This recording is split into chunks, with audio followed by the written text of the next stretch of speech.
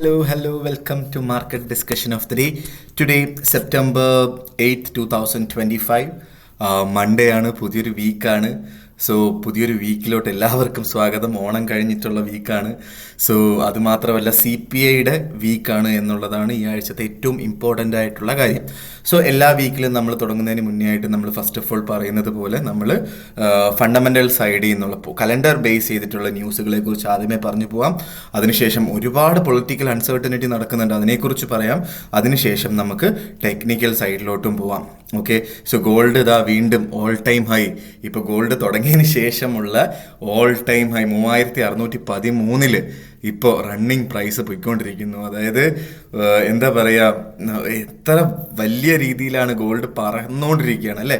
So ഇത് basically എന്താണ് നടക്കുന്നതെന്ന് സത്യം പറഞ്ഞാൽ എനിക്കറിയില്ല. സെൻട്രൽ ബാങ്ക്സ് ഗോൾഡ് മേടിക്കുന്നതാണ് എന്നാണ് ഞാൻ വിശ്വസിക്കുന്നത്. സോ ഇത് പറന്നുകൊണ്ടിരിക്കുകയാണ്, എങ്ങോട്ട് പോവുകയാണെന്ന് ഒരു പിടിയില്ല.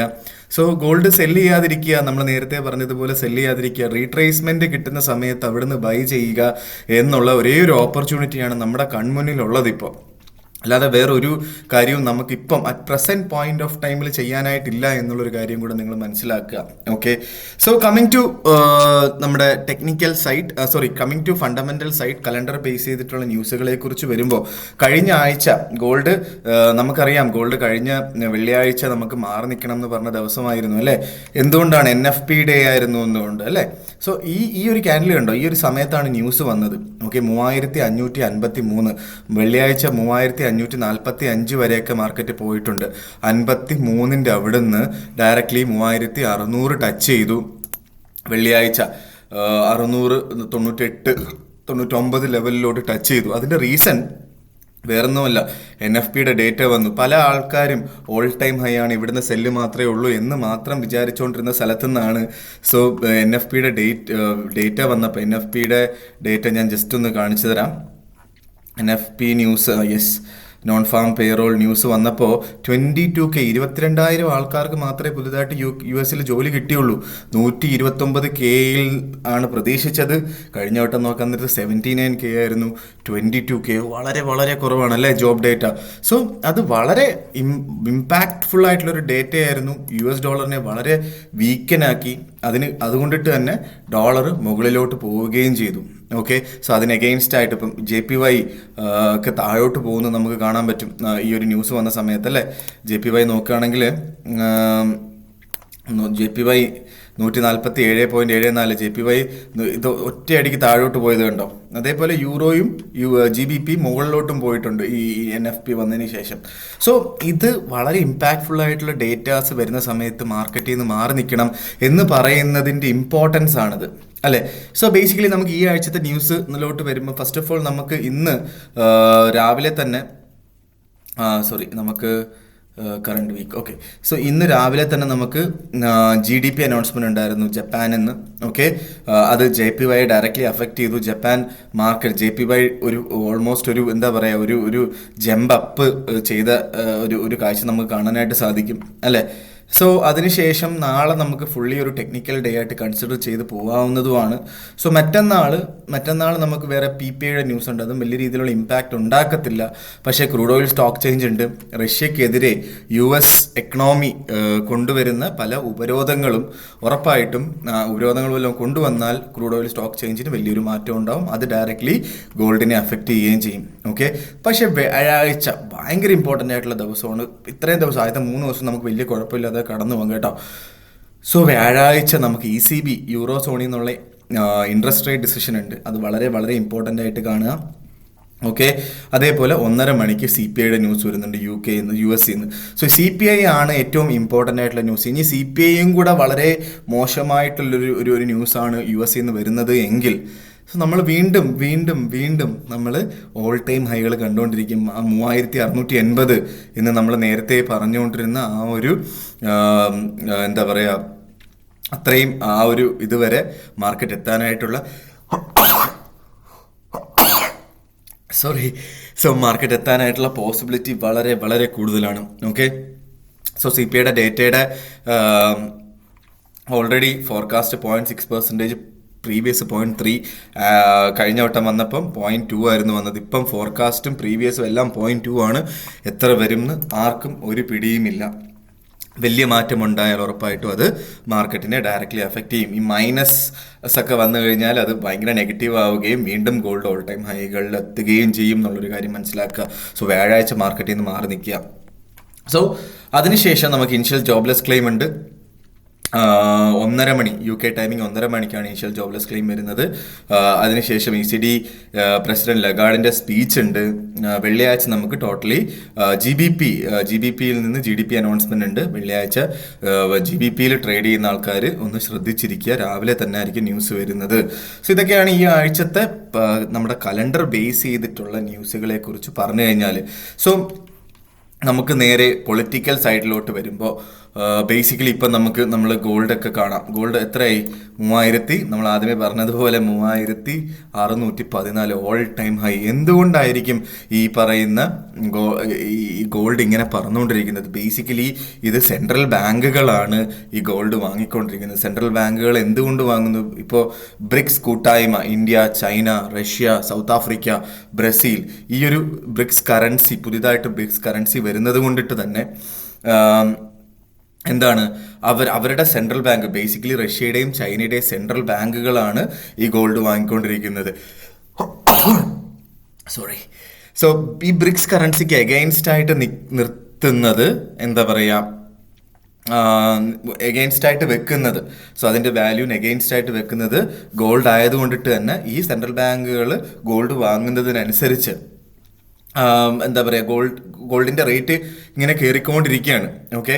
സോ ഇതിൽ നിന്ന് എന്താണ് നമ്മൾ മനസ്സിലാക്കേണ്ടത്? ബേസിക്കലി അങ്ങനെ ബ്രിക്സ് കറൻസി വരുമ്പോൾ US എക്കണോമി, US ഡോളറിൻ്റെ വാല്യൂ കുറയുകയും ചെയ്യും എന്നുള്ളൊരു കാര്യം മനസ്സിലാക്കുക. സോ ബേസിക്കലി ഈ ഒരു കാരണം കൊണ്ട് ഇവിടുത്തെ ഈ ഒരു രാജ്യങ്ങളുടെ സെൻട്രൽ ബാങ്ക്സ് ഗോൾഡ് വാങ്ങുന്നത് കൊണ്ടിട്ടാണ് ഗോൾഡിൻ്റെ റേറ്റ് ഇത്രയും രീതിയിൽ കൂടുന്നത് എന്നുള്ളൊരു കാര്യങ്ങൾ മനസ്സിലാക്കി പോവുക. സോ അതിൻ്റെ കൂടെ തന്നെ ഈ വീക്കെൻഡിൽ വലിയ രീതിയിലുള്ള എന്താ പറയുക, ബോംബ് ബ്ലാസ്റ്റ് റഷ്യയും ഉക്രൈനും തമ്മിലുണ്ടായിട്ടുണ്ട്. സോ ഓൾമോസ്റ്റ് എന്താ പറയുക, ഭയങ്കര റെക്കോർഡ് സൃഷ്ടിച്ചാണ്. 805 ഡ്രോൺസും മിസൈൽസുമാണ് ഉക്രൈനിൽ ഈ വീക്കെൻഡിൽ റഷ്യ ഇട്ടിട്ടുള്ളത്. സോ അതെല്ലാം അതിൻ്റെയും കൂടി ഇമ്പാക്റ്റ് വന്നപ്പോഴത്തേക്കും മാർക്കറ്റ് ആക്ച്വലി പറന്നാണ് ഇന്ന് തിങ്കളാഴ്ച പെട്ടെന്നൊരു മാർക്കറ്റ് ഇമ്പാക്റ്റ് ഉണ്ടായില്ല. ബേസിക്കലി ഏഷ്യൻ മാർക്കറ്റൊക്കെ സ്റ്റാർട്ട് ചെയ്തതിന് ശേഷം യൂറോപ്പ് ഓപ്പൺ ആവുന്നതിന് തൊട്ട് മുന്നേ ഉള്ള ക്യാൻഡിൽ തൊട്ടാണ് നല്ല രീതിയിൽ മുന്നോട്ട് പോയത്. ഇന്ന് ഓൾമോസ്റ്റ് ഒരു $35 350 പിപ്സ് മൂവ്മെൻറ്റും ഗോൾഡിൽ ഉണ്ടായിട്ടുണ്ട് എന്നുള്ളൊരു കാര്യം മനസ്സിലാക്കി. ഈ രണ്ട് കാര്യങ്ങൾ വളരെ ഇമ്പോർട്ടൻ്റ് ആയിട്ട് ഗോൾഡിൻ്റെ പ്രൈസിൽ അഫക്റ്റഡ് ആയിട്ടുണ്ട് എന്നുള്ളൊരു കാര്യം മനസ്സിലാക്കുക. സോ അതിൻ്റെ കൂടെ ഫ്രാൻസിലെ പൊളിറ്റിക്കൽ സിസ്റ്റം, സോ ഇന്ന് അവരുടെ എന്താ പറയുക, ഫ്രഞ്ച് അവിടെ റീ എലക്ഷൻ നടക്കുന്നുണ്ട്. സോ അത് ഡയറക്റ്റ്ലി നമ്മുടെ യൂറോനെ ഡയറക്റ്റ്ലി അഫക്റ്റ് ചെയ്യും. സോ അത് അങ്ങനെ യൂറോനെ അഫക്റ്റ് ചെയ്യുകയും യൂറോ താഴോട്ട് പോവുകയും ചെയ്താൽ ഉറപ്പായിട്ടും അതിൻ്റെ അഡ്വാൻറ്റേജ് GBPയിലായിരിക്കും ഉണ്ടാവുക. GBP പെട്ടെന്ന് മുകളിലോട്ട് പോകാനായിട്ടുള്ള പോസിബിലിറ്റി ഉണ്ട്. നമ്മൾ നേരത്തെ പറയാറുണ്ട്, എന്താണ്, GBPയിൽ സെല്ല് ഓപ്പർച്യൂണിറ്റി ഇല്ല, സെല്ല് ചെയ്യരുത് എന്നുള്ളൊരു കാര്യം നമ്മൾ നേരത്തെ പറയാറുണ്ടല്ലേ. സോ ഇവിടെ ബേസിക്കലി UK സംബന്ധിച്ച് നോക്കാൻ നേരത്ത് ഒരുപാട് പൊളിറ്റിക്കൽ അൺസർട്ടനിറ്റി നടക്കുന്നുണ്ട്. പുതിയൊരു പാർട്ടി രൂപീകരിക്കാനായിട്ടുള്ള കുറേ കാര്യങ്ങളും അതിന് നല്ല രീതിയിലുള്ള സപ്പോർട്ടും കിട്ടുന്നുണ്ട് എന്നുള്ളൊരു കാര്യം കൂടെ മനസ്സിലാക്കുക. എന്താ പറയുക, അത് ബാക്ക് ചെയ്യാനായിട്ട് നമ്മുടെ ആരാണ്, എലോൺ മസ്ക് ആണ് ഈ പുതിയ പൊളിറ്റിക്കൽ പാർട്ടിയെ ബാക്ക് ചെയ്യുന്നത്. അങ്ങനെ കുറേ കാര്യങ്ങളും ഇവിടെ നടക്കുന്നുണ്ട്, UK നടക്കുന്നുണ്ട്. സോ അതൊന്നും എന്താ പറയുക, വലിയ രീതിയിൽ UK കറൻസീനെ ബാധിക്കുന്നില്ല. പക്ഷെ എന്നിരുന്നാലും അങ്ങനെ ഒരു കാര്യം കൂടെ നടക്കുന്നുണ്ട് എന്നുള്ളൊരു കാര്യം മനസ്സിലാക്കിയിട്ട് വേണം ട്രേഡ് ചെയ്യാനായിട്ട്. ഇതെല്ലാം പറയുന്നത് നമ്മൾ മാർക്കറ്റിൽ നിന്ന് മാറി നിൽക്കാനുള്ള ഓപ്പർച്യൂണിറ്റീസ് എടുക്കാം, പക്ഷേ സ്റ്റോപ്പ് ലോസുകൾ ഇടണം എന്നുള്ളൊരു കാര്യം മനസ്സിലാക്കുക. അപ്പം യൂറോയിൽ സ്റ്റോപ്പ് ലോസ് ഇടണം. യൂറോയിൽ ട്രേഡ് എടുക്കുന്നുണ്ടെങ്കിൽ ചിലപ്പോൾ ഒറ്റയടിക്ക് താഴെ വീഴ് പോകാനുള്ള ചാൻസ് ഉണ്ട്. അങ്ങനെ ആണെങ്കിൽ GBP മുകളിലോട്ട് പോകാനുള്ള ചാൻസ് ഉണ്ട്. ഓക്കെ. പക്ഷേ GBP എനിക്ക് തോന്നുന്നത് 1.3500 എന്ന് ബൈ എടുക്കാം എന്നുള്ളൊരു കാര്യമാണ് എനിക്ക് മനസ്സിലാക്കാൻ പറ്റിയിട്ടുള്ളത്. ഓക്കെ, സോ ബേസിക്കലി ഇതൊക്കെയാണ് പൊളിറ്റിക്കൽ സൈഡിൽ നിന്ന് നടക്കുന്ന കുറച്ച് കാര്യങ്ങൾ. ഈ ബ്രിക്സ് കൂട്ടായ്മ, ബ്രിക്സ് കറൻസിയിൽ എന്താ സംഭവിക്കുന്നത് നിങ്ങൾ ബേസിക്കലി ഒന്ന് ആലോചിച്ച് നോക്കിയാൽ, പണ്ടൊക്കെ ഇന്ത്യ ഫോർ എക്സാമ്പിൾ സൗദി അറേബ്യയിൽ നിന്ന് എണ്ണ മേടിക്കുന്നുണ്ടെങ്കിൽ അത് നമ്മൾ US ഡോളറിലായിരുന്നു മേടിച്ചുകൊണ്ടിരുന്നത് അല്ലേ?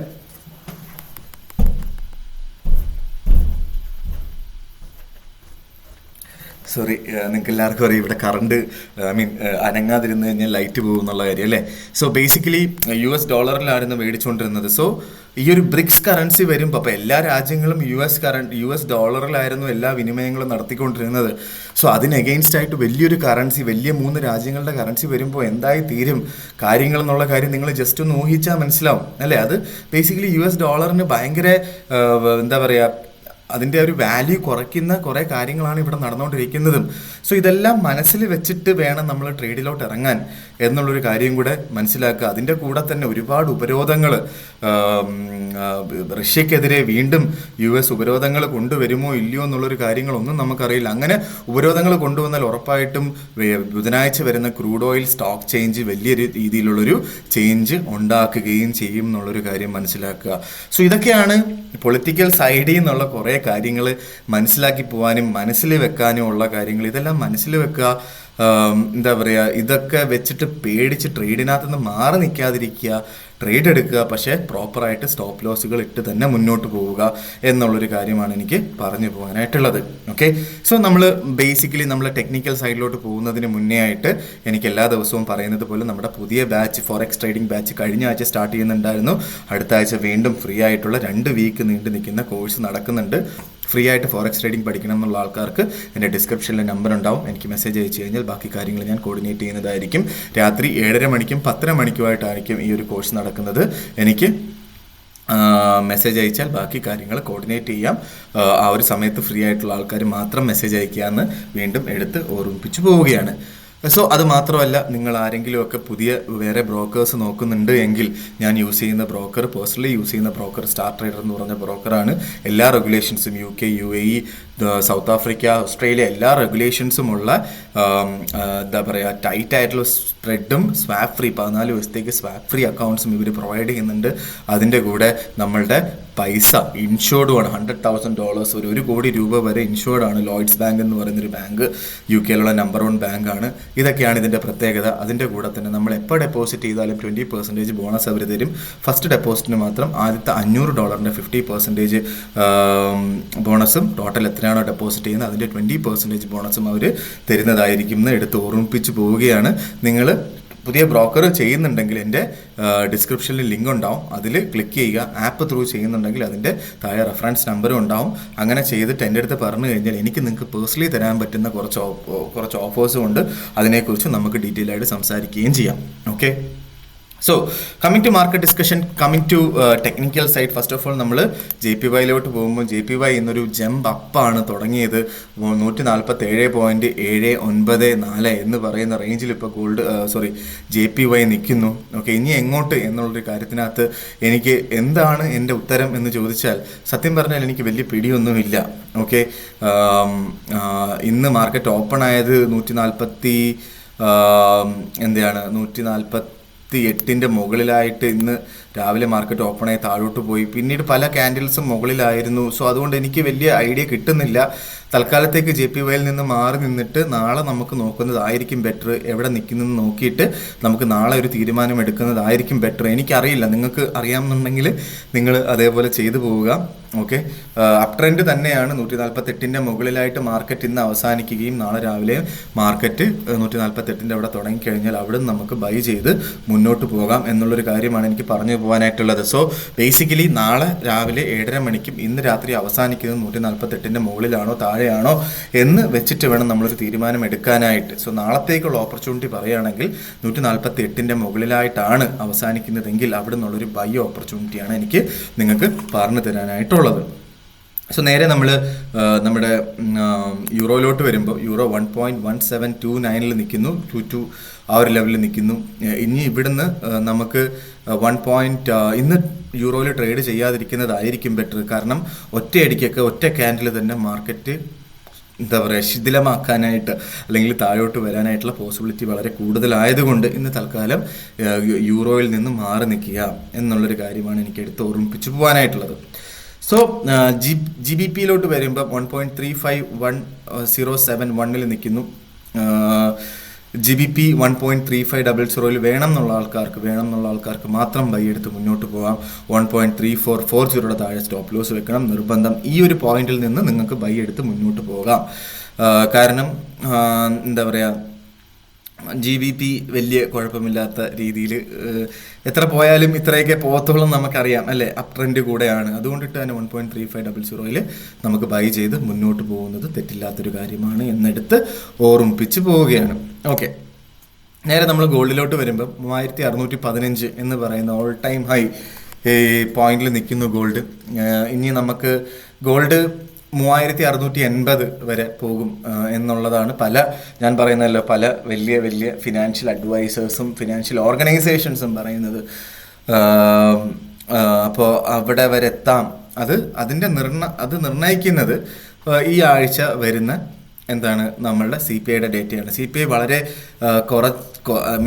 നെഗറ്റീവായിട്ടാണ് US മാർക്കറ്റിനെ അഫക്റ്റ് ചെയ്യുന്നതെങ്കിൽ ഉറപ്പായിട്ടും മാർക്കറ്റ് 3680 പോകും. ഇല്ല എങ്കിൽ ഒരു റീട്രേസ്മെന്റ് വന്നതിന് ശേഷമായിരിക്കും വരിക. ഇവിടുന്ന് എന്ത് ചെയ്യണം എന്ന് എൻ്റെ അടുത്ത് ചോദിച്ചാൽ എനിക്കറിയില്ല. റീട്രേസ് ചെയ്ത് കിട്ടണം. 3580 വരെയൊക്കെ നമുക്ക് കിട്ടിയാൽ അവിടുന്ന് നമുക്ക് ബൈ ചെയ്ത് പോകുന്നതായിരിക്കും ഏറ്റവും ബെറ്റർ ആയിട്ടുള്ളൊരു ഓപ്പർച്യൂണിറ്റി എന്നുള്ളതാണ് എൻ്റെ അഭിപ്രായം. ഇല്ലാത്ത പക്ഷം മാർക്കറ്റിൽ നിന്ന് മാറി നിൽക്കുക. ഈ ഒരു പോയിന്റിൽ നിന്നൊക്കെ ബൈ എടുക്കണമെന്ന് ചോദിച്ചാൽ സത്യം പറഞ്ഞാൽ എനിക്കറിയില്ല.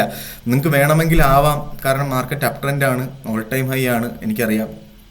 3580 അവിടെ നമുക്ക് കിട്ടിയാൽ ഇപ്പം നാളെ നമുക്ക് 3550 അല്ലെങ്കിൽ ഇന്ന് US മാർക്കറ്റ് ടൈമിൽ 3550 വരെയൊക്കെ കിട്ടിക്കഴിഞ്ഞാൽ നമുക്ക് അവിടുന്ന് ബൈ ചെയ്ത് മുന്നോട്ട് പോകാം.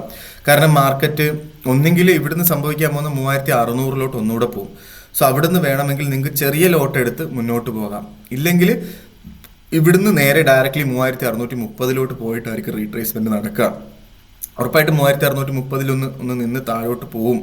അത് ഉറപ്പായിട്ടും നടക്കുന്നൊരു കാര്യമാണ്. പക്ഷെ അവിടുന്ന് സെല് ചെയ്യണമെന്ന് ഞാൻ പറയത്തില്ല. കാരണം മാർക്കറ്റ് അപ് ട്രെൻഡ് ആണ്. ട്രെൻഡിനെ അഗെയിൻസ്റ്റ് ആയിട്ട് നിൽക്കാതിരിക്കുക. ട്രെൻഡ് ഈസ് യുവർ ഫ്രണ്ട്, നമ്മൾ നേരത്തെ പറയാറുള്ള കാര്യം അല്ലേ. സോ 3580 അവിടെ മാർക്കറ്റ് കിട്ടിക്കഴിഞ്ഞാൽ രണ്ട് മാർക്കറ്റ് ഓപ്പണിങ്, അതായത് ഇന്ന് ക്ലോസിങ് ചെയ്യുന്നത് 3680 അടുത്താണ്. നാളെ രാവിലെ മാർക്കറ്റ് 3580 അടുത്തൊക്കെ കിട്ടിയാൽ ധൈര്യമായിട്ട് അവിടുന്ന് ബൈ ചെയ്ത് മുന്നോട്ട് പോവുക. കാരണം ഈ റേഞ്ചിൽ തന്നെ ആയിരിക്കും. റേഞ്ച് 3580 ബ്രേക്ക് ചെയ്യാൻ ചാൻസ് വളരെ കുറവാണ് CPI ന്യൂസ് വരുന്നത് വരെ എന്നുള്ളതാണ് എനിക്ക് മനസ്സിലാക്കാൻ പറ്റിയിട്ടുള്ള കാര്യങ്ങൾ. ഓക്കെ, സോ ഇതൊക്കെയാണ് എനിക്ക് ഇന്നത്തെ ദിവസത്തെ മാർക്കറ്റ് ഡിസ്കഷനിൽ പറഞ്ഞു പോകാനായിട്ടുള്ള കുറച്ച് കാര്യങ്ങൾ. നമുക്ക് ഉറപ്പായിട്ടും എന്താ പറയുക, വീഡിയോ ഇഷ്ടമാവുകയാണെങ്കിൽ ഉറപ്പായിട്ട് സബ്സ്ക്രൈബ് ചെയ്യുക. പല ആൾക്കാരിലോട്ട് ഈ ഒരു വീഡിയോ എത്തിക്കാനായിട്ട് ശ്രമിക്കുക. അതേപോലെ തന്നെ നമ്മുടെ ക്ലാസ്സിന് ജോയിൻ ചെയ്യണം എന്നുള്ള ആൾക്കാർക്ക് എന്നെ കോൺടാക്റ്റ് ചെയ്യാം എന്ന് പറഞ്ഞുകൊണ്ട് ഇന്നത്തെ ദിവസത്തെ മാർക്കറ്റ് ഡിസ്കഷൻ ഞാൻ കൺക്ലൂഡ് ചെയ്യാണ്. മാർക്കറ്റ് ഡിസ്കഷനായിട്ട് നമ്മൾ നാളെ കാണുന്നത് വരെ ഗുഡ് ബൈ.